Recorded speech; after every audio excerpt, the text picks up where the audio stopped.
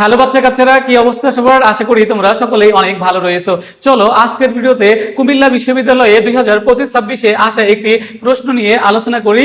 এই ধরনের প্রশ্ন কিন্তু প্রায়শই বিভিন্ন বিশ্ববিদ্যালয়ে আসতে দেখা যায়। তুমি যদি ঢাকা বিশ্ববিদ্যালয় সহ অন্যান্য বিশ্ববিদ্যালয়ে পরীক্ষা দিতে চাও, অবশ্যই এই বিষয়টা তোমার জানতে হবে। দেখো এখানে যে প্রশ্নটি দেওয়া আছে, doctor Khan is a university teacher, here the underlined word is a or an adjective, noun, appositive নাকি নাউন ফ্রেজ হবে। দেখো এখানে কিসের নিচে আন্ডারলাইন করা আছে, দেখো যে ইউনিভার্সিটি এর নিচে আন্ডারলাইন করা আছে। এই ইউনিভার্সিটিটা দেখো যে কোন পার্টস অফ স্পিচ হবে, অ্যাজেটিভ হবে নাকি নাউন হবে নাকি অ্যাপোজিটিভ হবে নাকি নাউন ফ্রেজ হবে। এখন দেখো এখানে চোখ বন্ধ করে আমরা বলতে পারি যে নাউন ফ্রেজ হবে না, কারণ এটা একটা ফ্রেজ নয়। দেখো ফ্রেজ হয় কখন, যখন একাধিক শব্দ থাকে, শব্দগুচ্ছ। দেখো শব্দগুচ্ছ থাকলে একের অধিক শব্দ থাকতে হবে আন্ডারলাইন করা। তাহলে এখানে একটা ওয়ার্ডই আছে, তাহলে এটা কি হবে না, ফ্রেজ হবে না। দেখো তাহলে এটা ফ্রেজ হবে না, এটা বাদ। তারপরে দেখো অ্যাপোজিটিভ। এখন অ্যাপোজিটিভ হচ্ছে দেখো পূর্বের সাবজেক্ট সম্পর্কে কি থাকে, অতিরিক্ত সত্য তথ্য থাকে এবং দেখবা যে কমা থাকবে। দেখো কমা,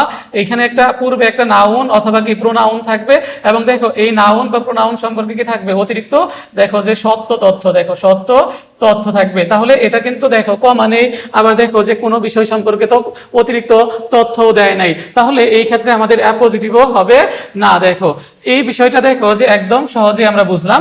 এখন দেখো অ্যাজেটিভ হবে নাকি নাউন হবে। সাধারণত দেখো যে ইউনিভার্সিটি, দেখো ইউনিভার্সিটি, এখন এই ওয়ার্ডের শেষে দেখো সাফিক্স হিসেবে কি রয়েছে, টি ওয়াই রয়েছে। তাহলে ইউনিভার্সিটি সাধারণত কি বাক্যে নাউন হিসেবে বসে। দেখো নাউন, ইউনিভার্সিটি একটা কি নাউন, কিন্তু এই বাক্যে দেখো যে ইউনিভার্সিটি নাউন হবে না।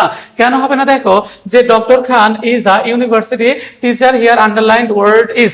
এখন আমাদের একটা বিষয় মাথায় রাখতে হবে, একটা ওয়ার্ড ইন্ডিভিজুয়ালি যে পার্টস অফ স্পিচই হোক না কেন, বাক্যে তার অবস্থান এবং ফাংশন দেখে আমাদের কি করতে হবে, পার্টস অফ স্পিচ নির্ণয় করতে হবে। একটা নাউন অ্যাজেটিভ হয়ে যেতে পারে, আবার নাউন কি হতে পারে, ভার্ব হতে পারে, আবার একটা ভার্ব কি হতে পারে, নাউন হতে পারে। দেখো তাহলে এখানে দেখো যে এ হচ্ছে দেখো আর্টিকেল, দেখো এ হচ্ছে কি আর্টিকেল।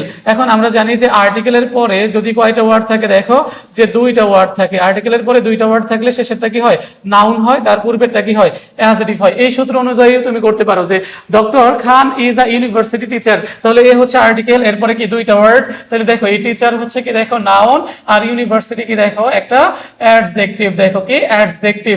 আবার তুমি এভাবে বলতে পারো যে দেখো যে doctor Khan is a university teacher, এখন এই টিচারকে মডিফাই করেছে। দেখো যে এই ইউনিভার্সিটি টিচারের আগে বসে দেখো যে টিচারকে মডিফাই করেছে, অর্থাৎ দেখো যে কোথাকার টিচার, দেখো একটা ইউনিভার্সিটি টিচার। তাহলে এই ক্ষেত্রে দেখো যে ইউনিভার্সিটিটা হচ্ছে এই টিচার নাউনকে মডিফাই করেছে। আর তোমরা জানো যে সকল ওয়ার্ড সমূহ নাউন বা প্রোনাউনকে মডিফাই করে সেগুলা কি হয়, অ্যাজেটিভ হয়। তাহলে এটা হচ্ছে কি অ্যাজেটিভ। মনে রাখবে যে নাউনের পূর্বে বসে একটা ওয়ার্ড যদি সেই নাউনকে মডিফাই করে, তখন সেই ওয়ার্ডটা যে পার্টস অফ স্পিচই হোক না কেন ইন্ডিভিজুয়ালি, সেটা কি হয়ে যাবে, অ্যাজেটিভ হবে। নাউন থাকলেও অ্যাজেটিভ হবে। তোমার হচ্ছে প্রেজেন্ট পার্টিসিপল, অর্থাৎ যখন দেখো যে ভার্ব কিসের কাজ করে, অ্যাজেটিভের কাজ করে, তখন প্রেজেন্ট পার্টিসিপল হয়ে যায়। ভার্বও দেখো যে অ্যাজেটিভের ফর্ম গঠন করে। অনুরূপ ভাবে দেখো যে যে বিষয়টা যদি দেখো যে ডেমনস্ট্রেটিভ প্রোনাউন বসাও, ওইটা কি ডেমনস্ট্রেটিভ অ্যাজেটিভ হয়ে যাবে। তারপর দেখো ইন্টারোগেটিভ প্রোনাউন, ইন্টারোগেটিভ কি হয়ে যাবে, অ্যাজেটিভ হয়ে যাবে। অর্থাৎ নাউনের আগে বসে যদি সেই ওয়ার্ডটা পরে নাউনটাকে মডিফাই করে, সেটা ইন্ডিভিজুয়ালি যাই হোক না কেন, সেটা কি হবে, ওই বাক্যে অ্যাজেটিভ হবে। তাহলে এখানে আমাদের উত্তর হচ্ছে অ্যাজেটিভ।